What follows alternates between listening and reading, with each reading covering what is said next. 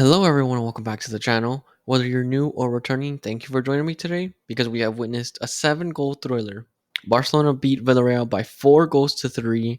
It was a game of pure attack and not much defending, especially of high quality, and it was a joy for the neutral.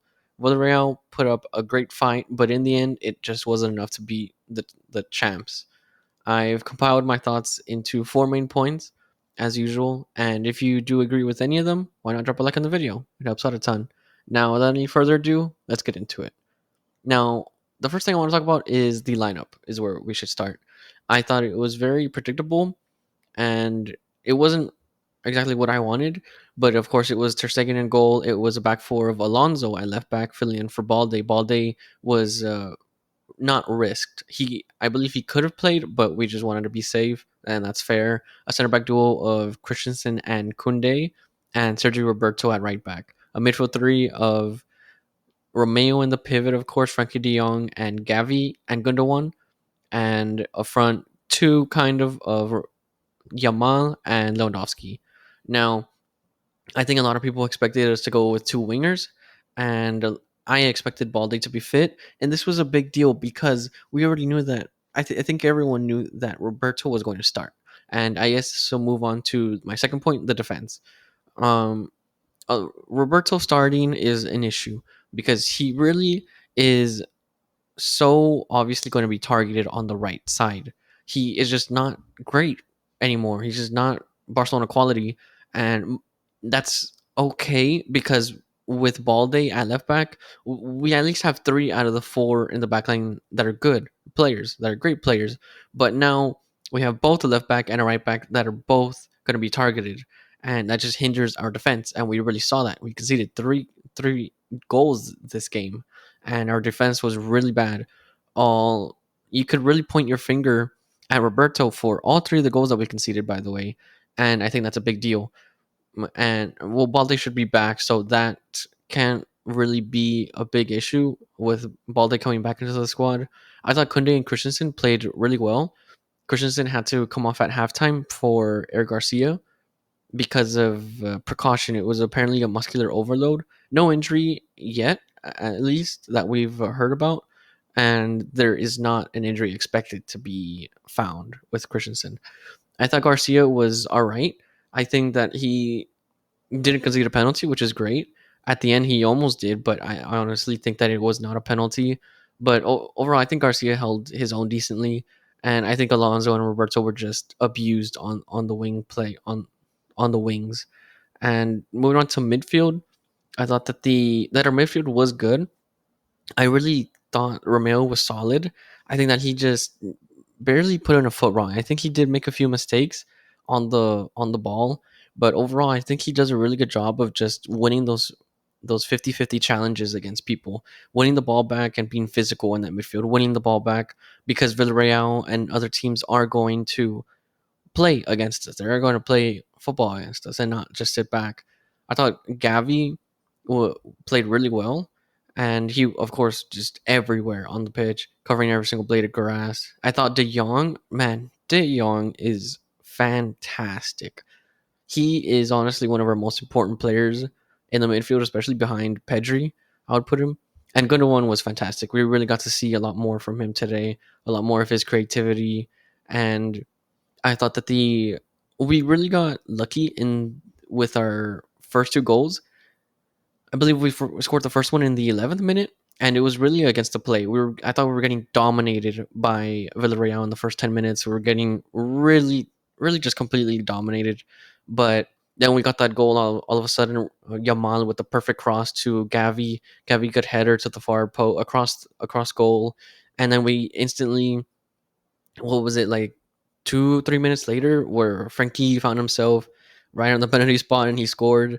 The Villarreal defender basically assisted. I thought that it was Lewandowski that it was a some great build up, but I thought that Lewandowski had backflipped it to Frankie, and I was praising him for it, but it ended up that it was just a miss kick to De Jong, and that was a free chance, and we're 2-0 up all of a sudden, and for some reason it didn't feel as comfortable as it should have been, and yeah, we did concede twice.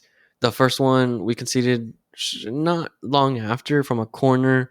It was an easy header. Roberto lost his man, which was Juan Foyth, and it was a simple header, but past Ter Stegen. And then we conceded the equalizer. It was really, really poor from Barcelona overall, the defending. And then we went to halftime at 2-2.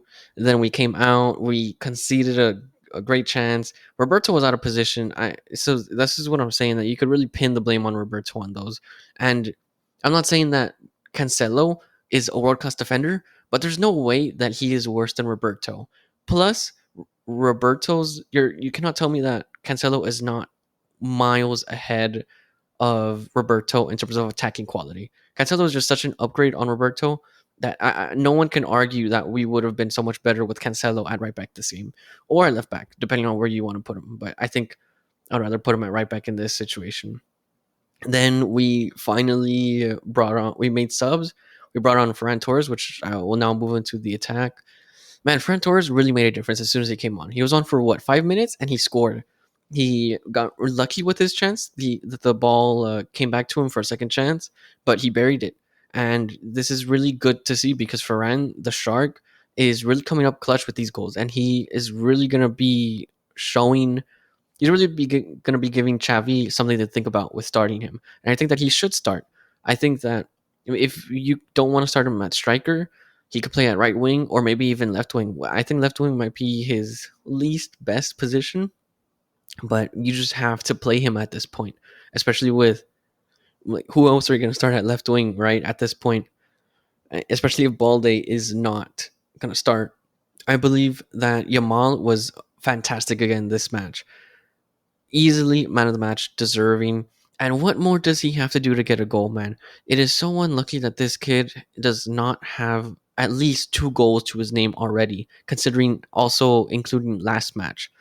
It is really unfortunate how unlucky Yamal is because he was electric down that right side, and there were so many chances where he almost scored, especially that last chance where he assisted Lewandowski for the finisher, for the last goal, for the winner.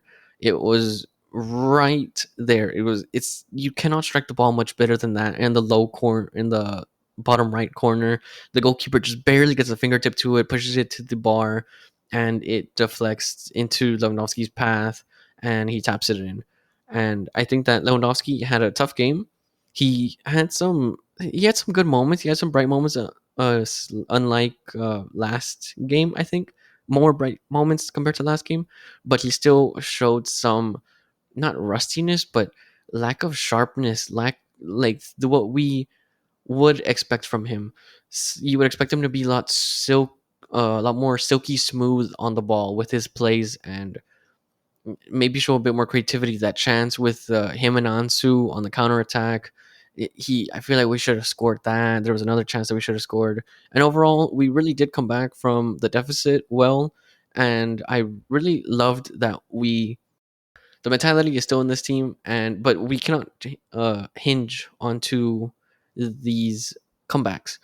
We need to just keep on winning properly, and we need to evaluate exactly the mistakes that we made and cut them out in this game because they cannot continue. But yeah, I thought it was a great match to watch. It was a bit frustrating, and also hair made me want to pull up my hair sometimes, and made me very frightened at the end when we almost conceded an equalizer. But overall, it was a good match. I enjoyed it. But yeah, that is all for me today, guys.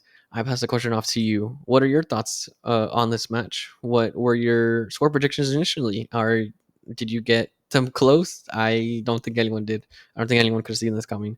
But I hope you enjoyed this video. If you did, why not subscribe? I've got more content on the way, and I think you would enjoy it if you like this video. Have a great rest of your day, and I'll catch you on the next one.